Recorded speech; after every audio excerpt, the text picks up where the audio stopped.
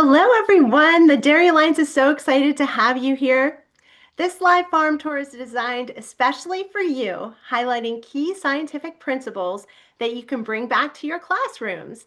We will dive into the world of dairy production from animal science, the biochemistry of milk processing, and give you a behind-the-scenes look at how dairy farms incorporate STEM careers and practices to make dairy a sustainable part of the food and ecosystem, including how the Virginia dairy farm that we will visit today will transform manure and local food waste into renewable energy.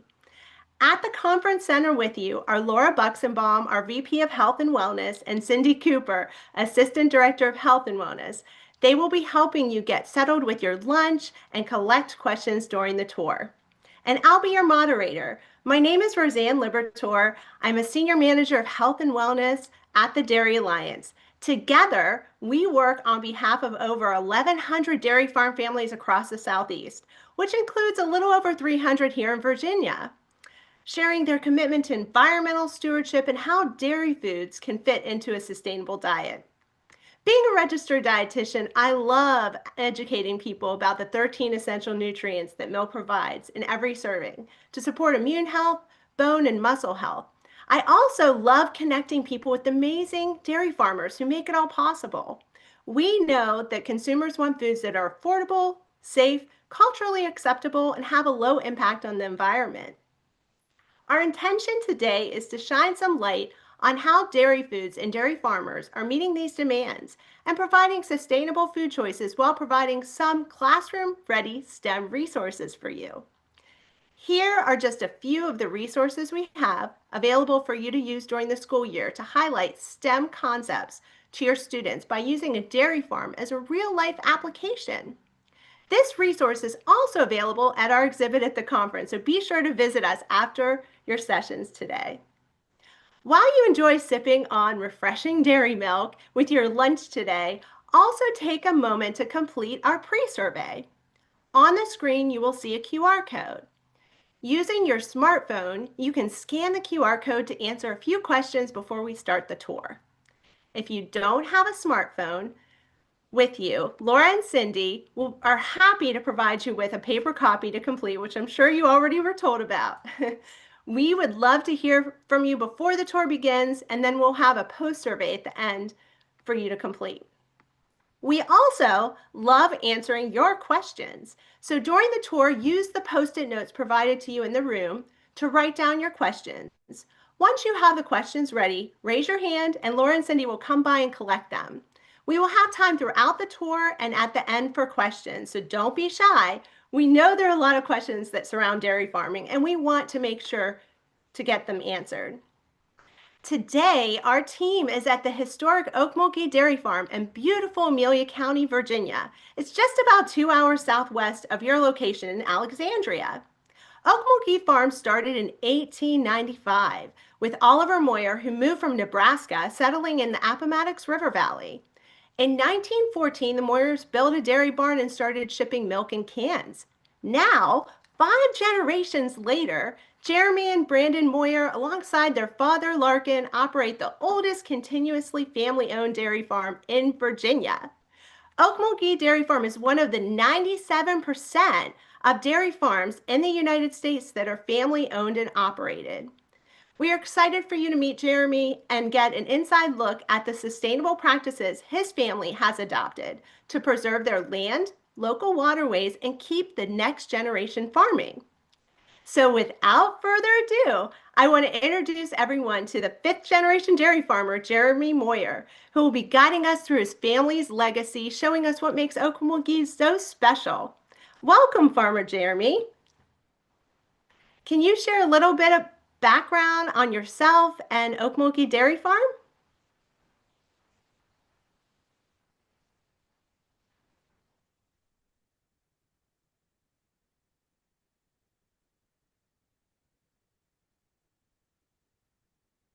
I think he's muted.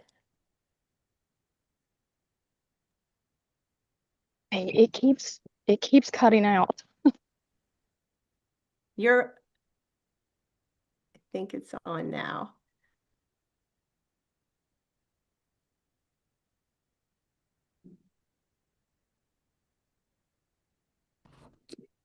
Can we rotate the cow cam manually back and forth so we can bring that up while we wait for the farm to come back as well? There we go.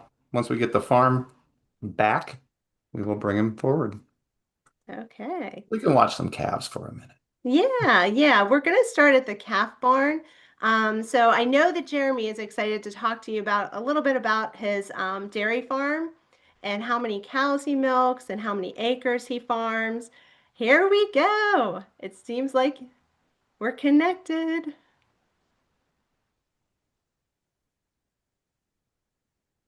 Can you hear me? Hello? Hi, Jeremy. We can hear you. Oh, good. Technical Oh, difficulties. awesome.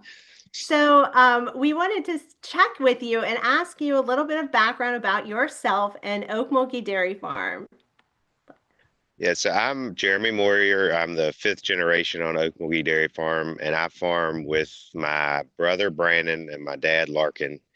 And I started working on the farm when I was 12 years old, working with my uncle, my dad, and my grandfather. And then now we've transitioned to me and my brother and my dad.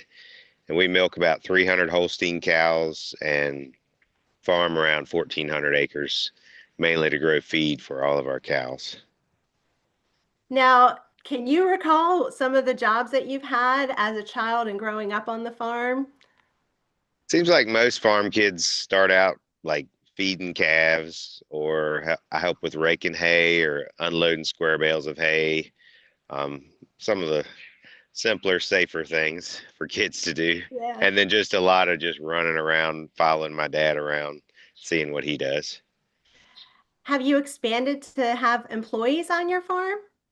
Yeah, so we have the three of us work full time, then we have two other full time and three part-time people. The other full-time people, one, he does mainly feeding the cows, and then we have another employee. She does most of our calf stuff. So baby calves, when they're first born, she does the care for them, and then cares for them through the time they're weaned. That is unbelievable. Just having that expansion of extra hands on the farm and being a fifth generation dairy farmer. Today, our journey is starting at the calf barn. This is where the youngest members of the herd begins their lives. These calves are cared for around the clock to make sure they grow up healthy and strong. Jeremy, can you walk us through your daily care routines in this area and how you ensure the baby calves get the proper nutrition for their growing bodies? Yeah, so our calves, like any mammal, drink milk for the first part of their life. So we collect milk from our dairy cows, and then we pasteurize it, and then we'll bring it up to our calf feeding barn where it is stored in a tank where it's cooled down after it's pasteurized and kept cold, just like the milk in the store is kept cold. And then as the calves uh, are ready to eat, they'll walk up to a stall, and the feeder will dispense the right amount of milk for them, depending on how old they are. They start out drinking about a half gallon a day, and then those, or half gallon twice a day, and then they'll slowly ramp up to where they're drinking almost a gallon and a half a day when they're 45 days old, and then they'll slowly get weaned back down to when they're about 2 months old. They'll be completely weaned off of milk, and by then they'll be eating about 2 pounds of grain a day, and then they have some pasture that they're on where they can nibble on some grass as well. Now, how old are the calves that we're seeing right now? They're about a month old. So Holsteins, when they're born, weigh 80 to 100 pounds, and then they gain 2 to 3 pounds a day, all the way up until they're fully mature, which is at about 2 years old. Well, no, a year old is when they're fully mature, and then they'll normally have their first calf when they're about 2 years old, and by that time they weigh 1,200 to 1,400 pounds. Can you share with us just the how you protect them from the elements, what the that special barn does? So the barn is keeps them out of the rain, keeps them out of the snow, and cows don't like it when it's hot, so it provides shade for the cows. We have curtains, we can close the windows if we need to keep the elements out. But then we also have fans in there all the time, so they always have fresh, clean air to breathe. And then it's dry bedding in there, so they don't have a wet spot. They can always be dry and warm in the winter and snuggle up in some shavings. And then in the summer, they can run around in the pasture and or sit in front of a fan if it's really hot and stay cool.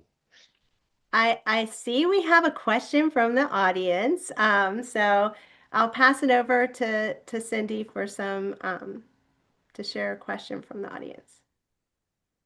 Thank you, Roseanne.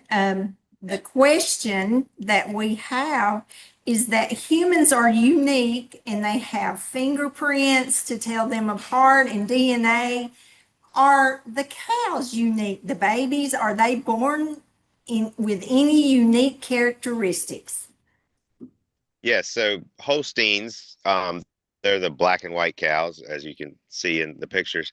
And so their markings are just like a fingerprint. Each one has different markings, and all of our cows are registered. So we keep records of the mother and father of every single animal we have. And then they're also identified with an ear tag in their right ear, and then their left ear has a RFID tag, and that helps identify them for the automatic calf feeder, so it knows which calf is which. But yeah, they're all unique, just like each human has different fingerprints. Thanks, Jeremy. There's one more. One of our participants wanted to know, why pasteurize the milk for the baby cows?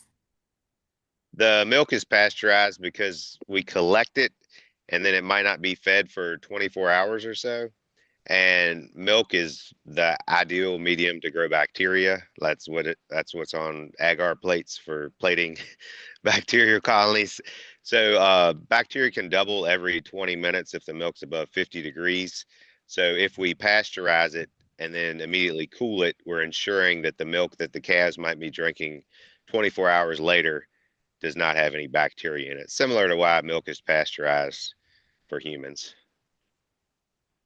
Okay, Roseanne, we've got more questions, but we'll hold them. Yeah. They're related to other parts of the Yes. tour. So Thank you. back at you. So just like we give children vaccinations, do you do the same for your baby calves, Jeremy? Yes, so when the calves are first born, they get a vaccine that is mainly for environmental pathogens, and that lasts for about a week, because when they're born, they have no antibodies in their system. The first milk they're given is colostrum, and so they have passive transfer from their mother's milk to them through the colostrum. So we make sure when they're first born, they get that colostrum, but then that vaccine kind of bridges for the first week of their life until their antibody levels rise and they can fight off stuff on their own. And then when they get weaned at 2 months old, they're given a vaccine, and that's more for respiratory and blackleg, that's kind of just a cow disease. And then they get a booster again at 4 months for that. And then once they're adults, they get vaccine boosters once a year. They are just so energetic in there. That was cute to see some of them. We are going to take a little stroll over to the freestall barn where the herd gets fed. So we'll see the next phase on the tour. Jeremy, we'll see you in a couple of minutes. As he makes his way to the freestall barn, I want to help provide some more insight into how dairy fits into a sustainable diet. Let's watch a short video to learn how dairy farmers are working to be more sustainable. Yeah. What would happen if America's farmers and dairy cows went on vacation? All milk production comes to a halt. So no more cheesy pizza, creamy yogurt, or power smoothies. Of course, we'd miss our favorite dairy foods. But what would happen to all the nutrition dairy provides? Or to the environment? Well, a group of scientists went beyond guessing. Their extensive research came up with some surprising discoveries.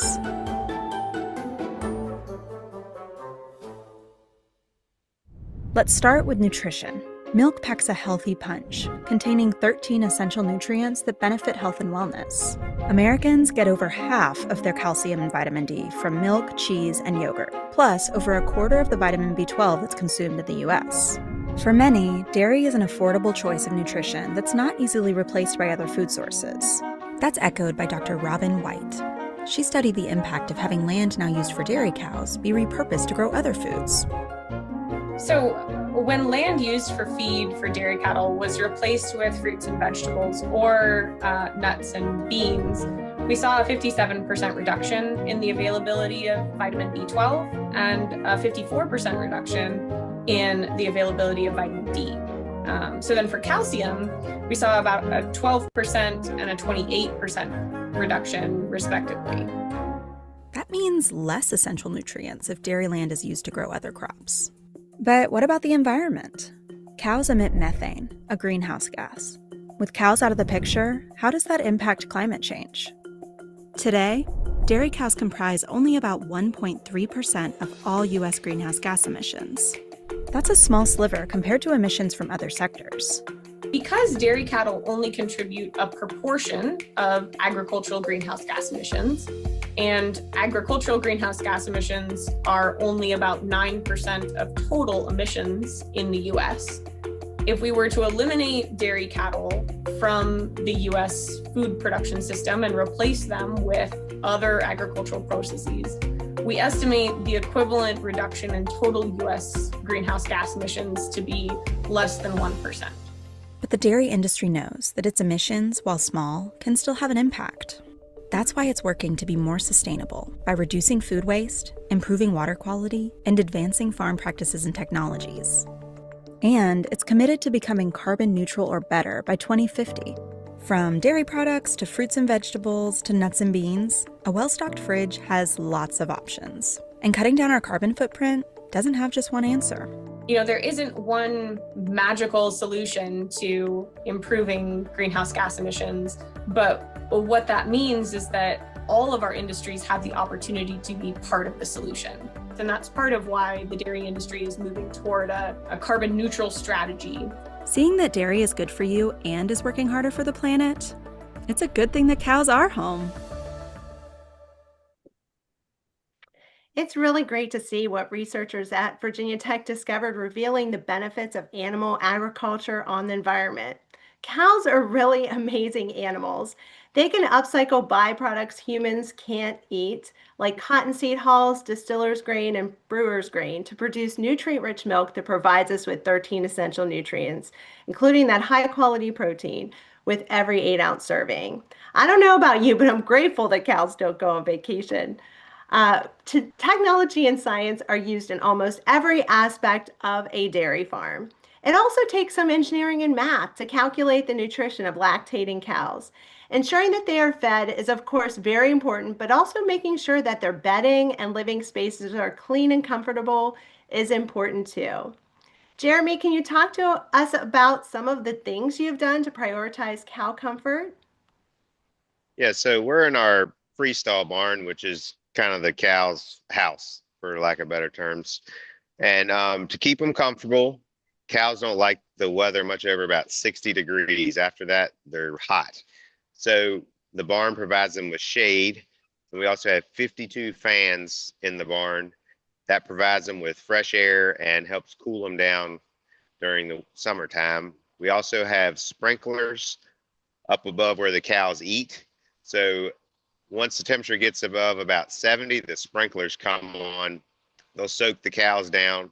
Then the fans will evaporate off that water to help cool them down. Their beds are bedded with sand at least twice a week. The sand provides traction when they're walking around in the barn so they don't slip. And it's just a comfortable, dry, clean bed for them. Then we have curtains on the outside of the barn. They can either help block the sun in the summer so it's not so hot inside. And then in the winter, they'll keep the real cold wind from blowing through the barn. And that's the majority of the ways that we keep them comfortable. Then we also provide them with feed. They have access to feed 24 hours a day. And there's water troughs about every 50 feet throughout the barn. So they're always close to feed, close to a nice comfy bed, and close to some fresh water. We know, we hear about cow nutritionists. Do you have any insight you want to share about your silage and just the nutrition that goes into Sure. So feeding the cows? we have a dairy nutritionist that works for us, and he'll take feed samples. So we grow corn silage, which is the whole entire corn plant, which may be 16 feet tall, chopped up into about 1 inch pieces. We grow alfalfa hay, and then we buy a pellet that is mainly soybean meal, but then it's also some byproducts like you were speaking about, maybe beet pulp or wheat midds, or could be brewer's grains mixed in with that pellet. And then we also do have some corn that we grow here on the farm that we grind to add to their feed ration. So they eat the same thing every single day. They like consistency. The average cow eats about 120 pounds of this feed every day. And then in the robots, they also get a little treat. They average about 10 pounds of a grain that they get in the robots when they're being milked, and that entices them to come in to the robots. Yeah, we're going to get to that area next, which will be exciting. As we look at the cows, I know we're talking about technology. I see they have collars on. Can you tell us about that and how it's useful to you? Yes, those are our cow Fitbits. And so those collars identify the cows when they go into cow is being milked and if she's even ready to be milked, which we'll talk about that later. They also have pedometers in them. So if a cow is in heat, she is ready to be bred and she can be very active.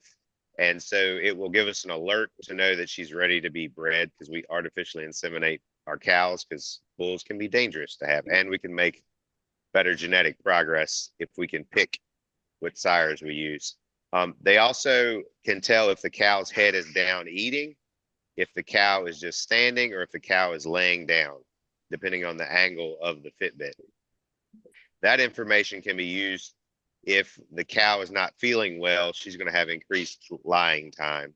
And then the last thing in there is a microphone to hear the cow when she's ruminating, she's regurgitating her feed, and it can keep track of the minutes of rumination. So if their minutes of rumination have dropped, if they're spending more time laying down, and when it identifies them being milked, if their temperature's high, that puts her on the sick list. So we know to immediately, we get notifications about that we need to go check on that cow and hopefully catch her before she's feeling too bad and get her back on her feet. I know this segment sparked some interest from our attendees. We have some questions from the audience. Sure. Yeah. Jeremy, I know you were talking about cow comfort and you transitioned into nutrition. So this may be a little delayed, but it's a combo question. Do you use foot baths on your farm? And at what age do you start looking after the cow's hooves for comfort? So we do use foot baths. We use a foot bath 3 days a week, Monday, Wednesday, Fridays. And then on Tuesday, Thursdays, we use a foot conditioner. It's not the medicated foot bath. And we start trimming. We trim as needed. Genetically, our cows have pretty good feet. So most cows don't have any issues till maybe they're 3 or 4 years old. They might need a trim. But I'm the one that does all the trimming. So if we see a cow that needs any attention, either her hooves are just getting a little long, or if she has a little limp, we can sort her out. That Fitbit also helps sort her out to where she's in a safe place where I can work on her feet and give her a pedicure. That's great. Thank you. Hey, Jeremy, I like that idea of the pedicure. I know. Roseanne, back at you. Yeah, I know. It's my understanding there's robots in this area as well as the next one that we're going to go to. Can you share with us some of the technology pieces of how those robots help in this freestall barn? Yeah, so our side has 2 feed alleys, like you can see in the picture. They're mirror image of each other, so you couldn't tell the difference. But each one has its own Roomba. Ours is called a Lily Juno, but it comes out about every 4 hours, and it will push up the feed every 4 hours, because it's just a flat concrete surface the cows are eating on. So as they eat, they push the feed away from themselves. So it comes back and pushes the feed back to them. So they always have fresh feed that they can reach and they can eat. And that's just controlled with Bluetooth on your cell phone. It is amazing the technology that goes into all of these aspects of the farm. So I wanted to share we're now going to visit the robotic milking parlor that's right beside the freestall barn. So a lot of science and technology goes into robotic milking. Jeremy, can you share with us some more about the robotic milking parlor and when you installed it? And installed the robots in 2020. And we've been here ever since. We have 6 Lely A5 robots, Mm-hmm. and each one can milk up to 60 cows. We've found that it's best with 50 to 55. The cows have the most free time to make sure they get milked. So they're milking on average 2.8 times a day in the robots. In the milking parlor, they were being milked twice a day. So they're milked more frequently. That actually, on top of they'll give more milk, they're also healthier because they don't have as much pressure in their udders between milkings. And a cow, when she first has a calf, she could milk up to 6 times a day. And then as their production drops off, they're allowed in the robot less. And so the cows right before they're dried off, which is 2 months before they have another calf. That's their vacation. They get 2 months off. Those cows might only be milking 1.5 times a day as their production drops. What information do the robots provide you and like your veterinarians or nutritionists? So the robot it keeps track of how much feed the cow is eating through the robot, what the cow's production is, and then it takes a cell count, which is somatic cells. So that's a measure of health of each quarter of the cow. So we can look and see what the production is on each quarter, and then also what the cell count is. And if there happened to be an infection, then we could proactively treat that before it would even require any antibiotics. It also tests for milk, or obviously milk, tests for water in the milk. It also tests for any blood in the milk or any discoloration. And if there is blood or any discoloration or watery milk, it will automatically dump that milk down the drain and not put that in the tank to be sold. That's kind of a milk quality thing that if something's off, it just defaults to dump it down the drain. I know that there's a lot of checkpoints that you all take to make sure everything is safe and operating properly. Do we have any questions from the audience about the robotic milking parlor? Well, Roseanne, how does this technology help to reduce the waste and save energy? I know we're going to talk about some other ways to save energy. I don't know if Jeremy wants to talk further about how this helps to reduce any of his expenses and waste. Well, it reduces labor somewhat and gives us more flexibility. So we were able to eliminate 1 full-time employee, and employee turnover and training can be a waste of resources sometimes and time. So it gives us a lot more time, and the cows are actually calmer, happier, healthier because they're kind of on their own schedule. And so ultimately you have less sick cows and higher production. That seems pretty efficient to me. If And you you got happy mentioned this cows. is like, yeah, this is like a voluntary milking system. They come because they want to be milked. So can you share a little bit about that? Yeah, so when a cow first has a calf, the first time we have to train them to come to the robot, but after a couple days of walking them up to the robot, most of the time, then they just start coming by themselves. And they do that until we dry them off and they go on vacation. And some cows really, really like it. And we have a count that is the number of milkings per day, but also the number of refusals. So a refusal is if a cow comes to the robot, but it's been less than 6 hours, or she doesn't, if she's a low producer, it might not let her in, but every 12 hours. But some cows really like to come, and we have one on this side that'll come in 15 times a day when she first starts milking. And then once she realizes, oh, I can't get a treat, she'll slowly quit coming quite so often. But our goal is to have 3 milkings a day and 1 refusal on average per day. And what are we seeing here in the video? Do you see that? Yeah, so that's the interface where you can look at what the cow is giving. It's showing which each quarter of the cow, the amount of milk she's giving, how much her expected milk is the number on the left, and then how much she's actually given is the number on the right. And then at the very bottom, it says number 1, I think. And so that tells if it's going to the milk tank 1 is the milk that is for sale. Milk tank 2 would be the calf milk that we're catching down here that is pasteurized and fed to the cows. And approximately how many gallons does a cow produce a day? Or I know you guys use pounds. So a gallon of milk is 8.6 pounds, and our cows are averaging about 85 right now. So just about 10 gallons per cow per day.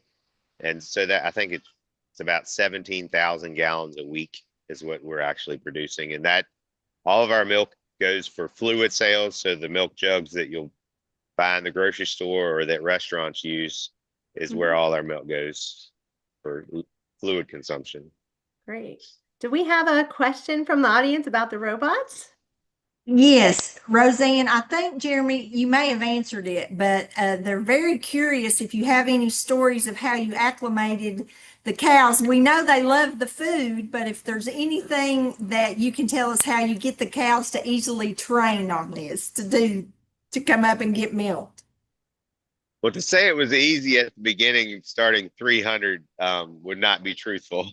But we started with giving the cows on their feed in the barn some of the pellets that they were going to get in the robot, so they got used to it and got a taste for it. And then we got the cows in the barn and still milked them in our old milking parlor so they could get used to the barn.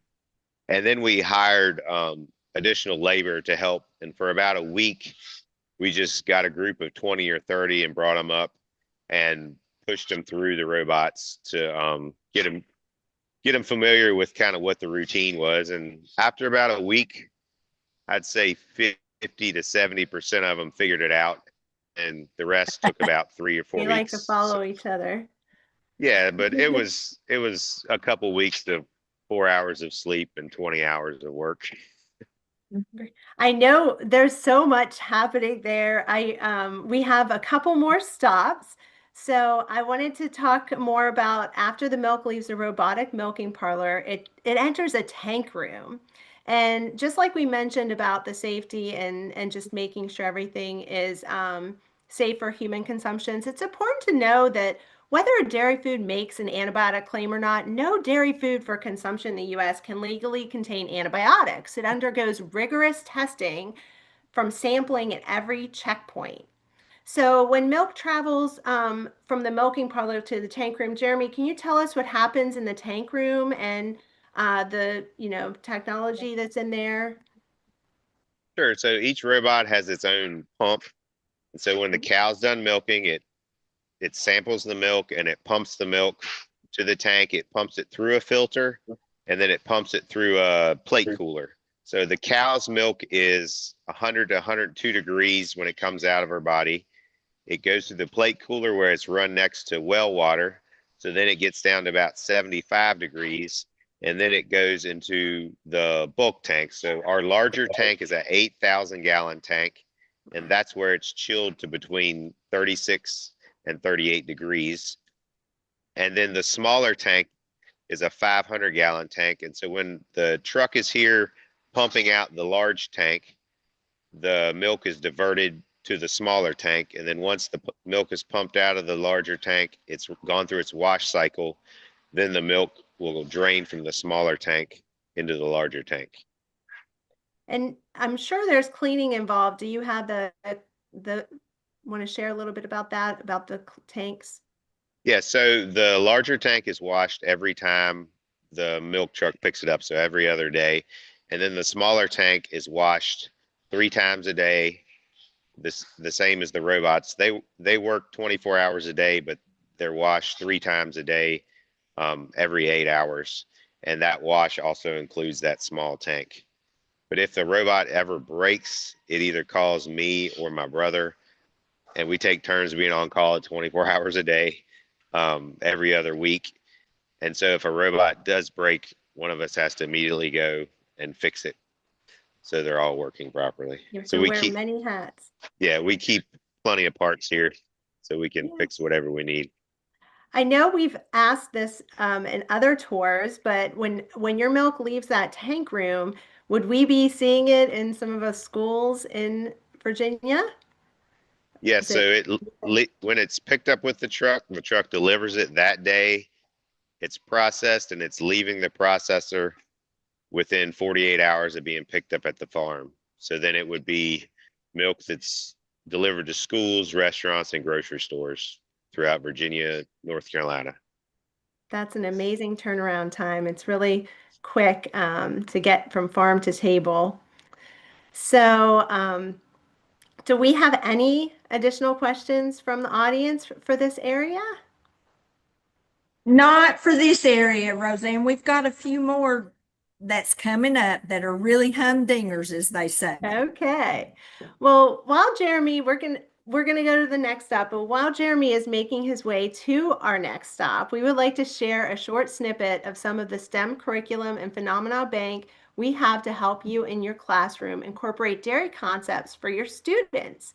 Including food and agriculture in the science curriculum can enhance understanding of the scientific principles underlying food production, nutrition, environmental care, breeding, genetics, and related topics. It can also spark interest in careers related to animal nutrition research, food production, and processing. Additionally, it helps students appreciate the value of agricultural products for a healthy and sustainable lifestyle. On the screen, you'll see these lessons that have a STEM focus and use dairy concepts to get your students thinking about the food and bodies as systems. The interactive lessons are designed for STEM educators and are ready to go for classroom use. This resource is also available at our exhibit, so be sure to stop by and see us after your sessions today. You can also ask me to email you a copy. My contact information will be available at the end of this tour. We are at the final stop on our tour where we will be highlighting the sustainability practices Okmulgee Dairy Farm has adopted to advance farm practices and technologies. Jeremy, I wanted to check in with you and see if you can explain what's behind you and how that technology has helped your farm. All right, so behind me is our 176 kW solar array. We installed this in June of 2024. It creates enough power for the whole milking barn. And the way it works is it's putting power onto the lines during the day, and then at night we're drawing power off the power lines. But over the course of the year, it evens out to where it eliminates our power bill for the milking barn. It is incredible how you're using solar energy to power your entire farm operation and reduce your overall energy consumption. That's an example of applied STEM in action for sure.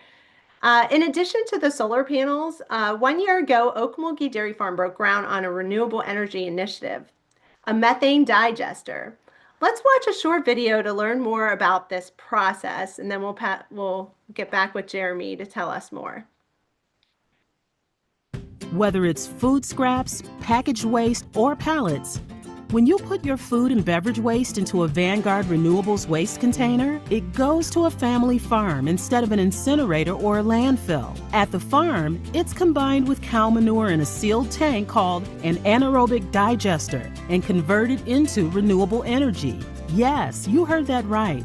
The inedible food waste you put in that container is now energy that can power a home, cook the food on your stove, or charge a phone.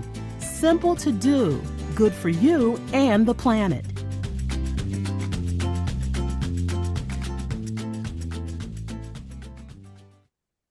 I know our science teachers are so interested in hearing the details about the methane digester project. Can you share a little bit about it and how you recycle local food waste in your cow manure? Sure. So we broke ground in June of 2024 to build this methane co-digester, and we're partnered with Vanguard Renewables. They will be the ones operating the digester. We will be providing all of the manure from our dairy barn to them for the digester. They'll be bringing in food waste, and as an example, if a pallet of French fries were to get hit and busted open when it's being at a warehouse, it can either be thrown in a landfill to probably never rot, or they could bring it here. They can take the packaging away from it and put the French fries in the digester and then turn it into natural gas. So that's what this will do. It will take about 200 to 250 tons of food waste per day mixed with our manure, which is about 70,000 gallons a day, I think, and create renewable natural gas. That is unreal. I know, in addition to that, can you share a little bit about the manure injector and its benefits? Well, a benefit to the farm is there will be separated solids from our manure and from the digestate that we'll get back and be able to use as bedding. So we won't be buying as much sand. We'll be using the separated solids to bed the cows. And then we also will get the digestate, which is what's left over after the gas has been made. And that is organic, nutrient-rich fertilizer. So instead of buying commercial fertilizer for our farm, we'll be able to utilize the digestate for all the fertilizer for our farm, and we'll have enough that even neighboring farms will be able to apply that on their land according to everyone's nutrient management plans to eliminate their use of commercial fertilizer on those acres. Wow. It is amazing the advances that your family has made in the dairy industry and your family's commitment to a greener future. I'd like to share that this has been a great privilege of mine to introduce you to Jeremy and the incredible work being done at Okmulgee Dairy Farm. Thank you so much, Jeremy, for sharing your time and family dairy farm with us today. We have a few minutes left for questions, so please get those over to Cindy and Laura. They can relay those to the farm. But while we are waiting for some of them to come through, Jeremy, do you have any last thoughts that you want to share? One thought I have is nobody knows a dairy farmer because there's not many of us. I think it's less than 30,000 in the whole country, but we're just like everybody else. We care about our spouses, care about our kids, want them to have a bright future, want to care for the land that we're fortunate to take care of, and we care about the future and the environment as much as the next person. Thank you. Yes. So, Cindy, are you good with questions, or do you want me to move on? Roseanne? Yes. We have this many questions and we're out of time, but what we Okay. think we'll do is we'll prepare answers to all of these and we'll maybe share them with Eric to get out to the group. Perfect. That's okay. I'm sorry, That- guys. Y'all were great. I know, they're awesome there. Thank you. Thank you all for joining us today. We hope we helped provide some insight on how dairy can be part of a sustainable diet, as well as introduce you to some of our STEM resources. And we hope you leave with a deeper understanding of how milk makes it from farm to fridge, and the dedication dairy farms make to the environmental stewardship and animal care. If you feel inspired to continue your dairy farm journey with your students, you can register for our free Adopt a Cow program. Register at discoverdairy.com and click register now. You'll be given photos and stories that you'll be sent about your adopted cow's life on the farm to make her come alive for your students. If you're interested in any of the resources we shared today, also on the screen is my contact information. You can reach out to me for questions. We would love to support you this year with some awesome dairy information. Before you go, please complete our post survey. The QR code should be up on the screen, and you should take a minute to complete it. There's also paper copies in the conference room. Don't forget, the Dairy Alliance is your resource for all things dairy. You can visit our website at thedairyalliance.com for the latest dairy research, recipes, and farming facts. You can even take more virtual farm tours and meet more of our incredible dairy farm families across Virginia and the Southeast. Thank you again for joining us. Until next time, keep inspiring the next generation of scientists. Take care, everyone.